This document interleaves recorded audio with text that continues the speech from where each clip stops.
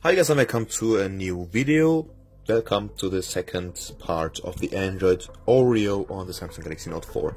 So in this part we are basically going to make a review of this ROM, how this ROM works, what the bugs are and so on, and how does the ROM look like, etc.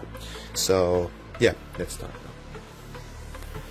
So first of all, this here is one of the very first Android OREO builds for the Samsung Galaxy Note 4, and because of that it won't get, or it won't have the best stability, even though there are already a lot of things which are working, okay? So here, as you can see, the Android version is 8.1, the ROM is called Lineage OS 15.1, as you can see over here, we have this Lineage OS Easter egg. Let's go back.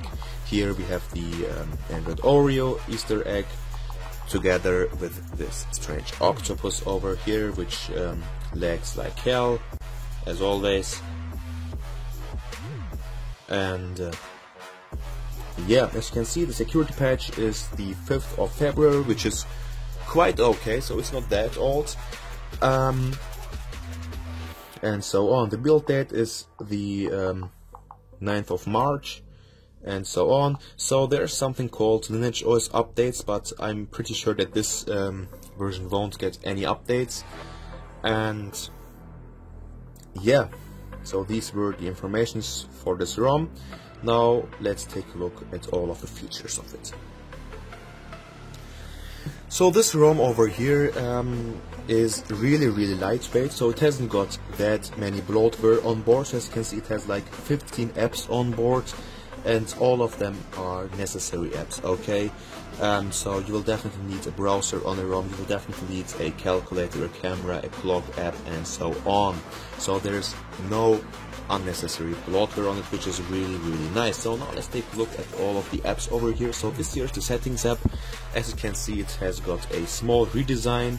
The categories has been changed over here, so there are less categories, just like in the new TouchWiz ROMs. And everything is white over here, as you can see. Even the header is white now, and you got a search bar at the top.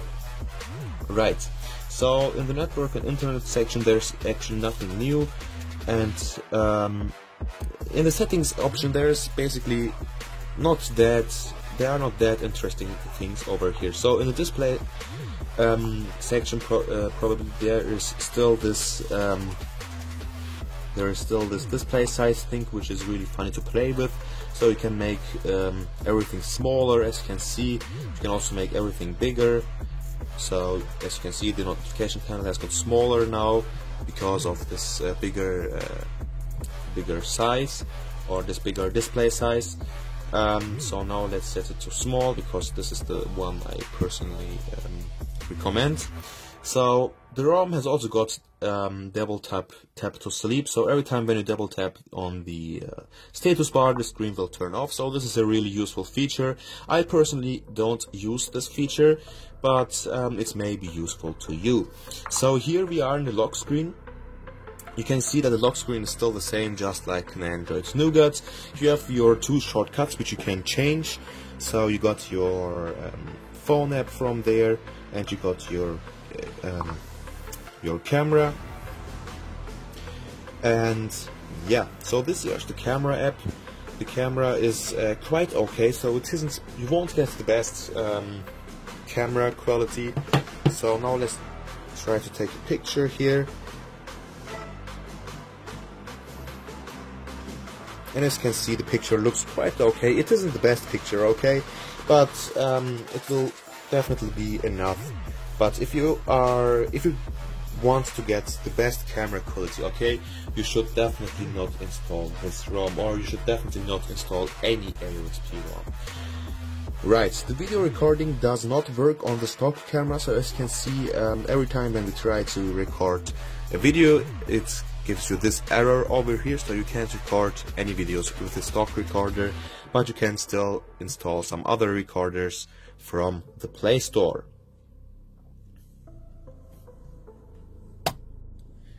So So the split screen mode is still present. So here we got the phone app, for example, and we have also got the email app, and you can go to the split screen mode from the recent apps section over here by dragging this app to the top and this at the bottom here.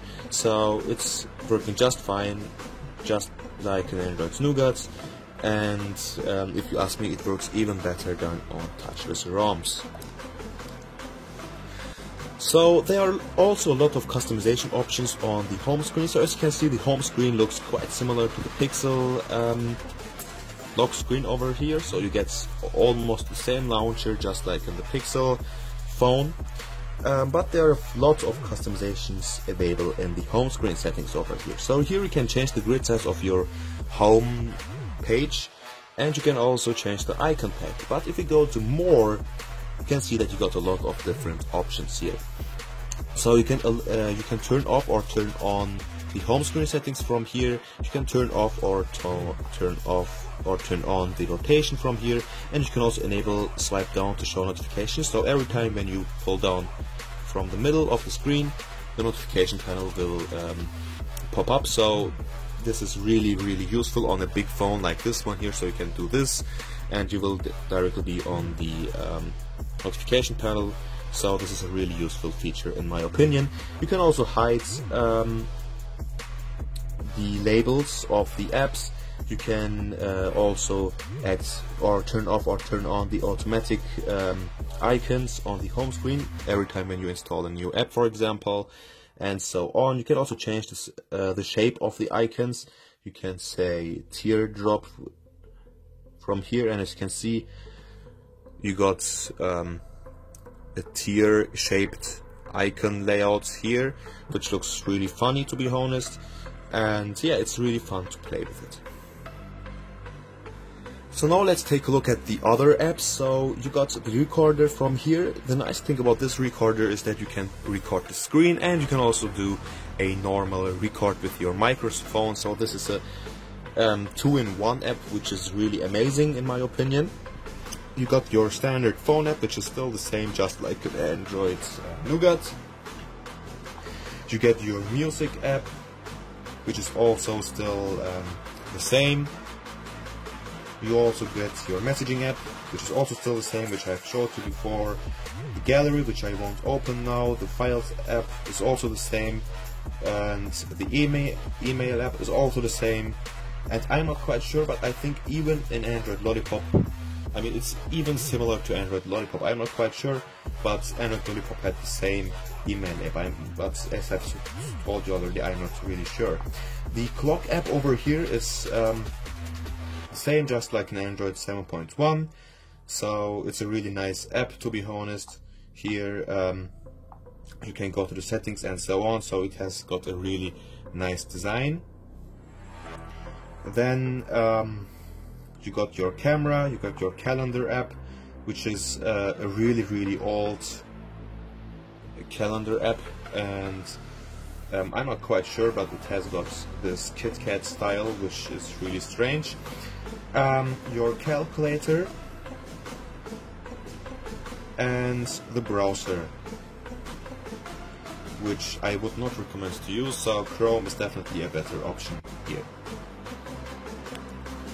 So the notification panel has also got a small redesign here. So you already know that Android OREO has got this new white notification panel, and together with Android 8.1 this notification panel got a little bit transparent, which I personally really hate, because I don't know why, but it looks like a small screen burn-in every time when you pull down the notification panel because of this transparency of it. But yeah, you also got a new animation when you swipe up the notification panel. As you can see, the notifications have got a new animation, which looks also really funny. The brightness slider and all that, they are working just fine.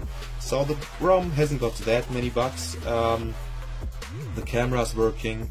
The video recorder of the stock camera isn't working. This is probably the biggest bug of this ROM. The fingerprint scanner is also not working.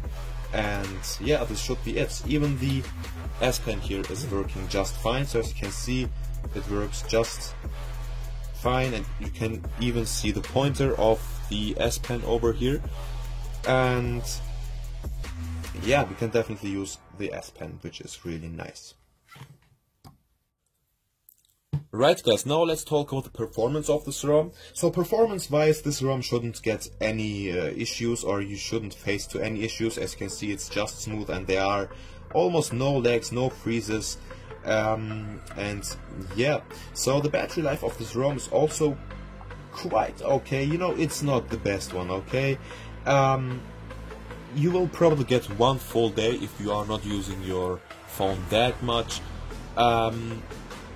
But remember that this here is one of the first OREO builds for the Samsung Galaxy Note 4, and the builds will improve and improve.